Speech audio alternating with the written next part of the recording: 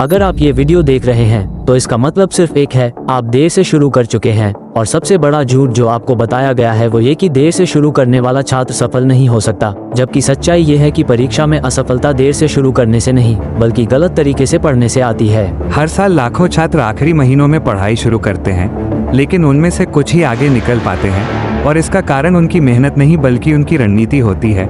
क्योंकि परीक्षा किताबों से नहीं बल्कि पैटर्न से पूछी जाती है और जो इस बात को समझ लेता है वही खेल बदल देता है। सबसे बड़ी गलती जो देर से शुरू करने वाले छात्र करते हैं वो ये सोचते हैं कि अब पूरा सिलेबस कवर करना पड़ेगा, जबकि सच ये है कि टॉपर भी कभी 100% सिलेबस नहीं पढ़ते।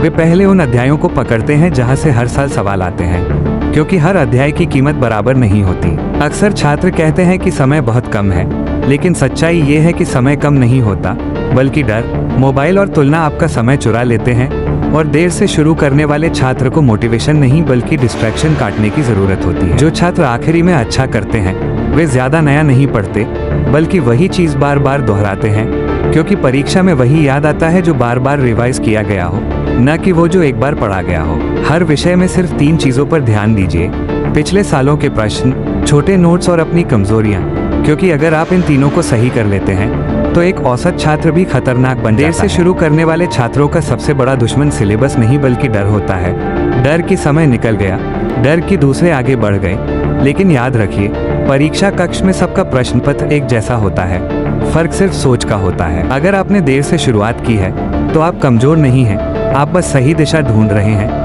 और जिस दिन दिशा मिल जाती है उसी दिन रफ्तार अपने आप बढ़ जाती है, क्योंकि आज लिया गया एक सही फैसला कल पूरे परिणाम को बदल सकता है। अगर आपको ऐसी सच्ची और काम की परीक्षा रणनीतियां चाहिए बिना झूठे मोटिवेशन के, तो न्यू इंडिया चैनल को सब्सक्राइब करें, क्योंकि यहाँ उम्मीद नहीं, योजना दी जाती है।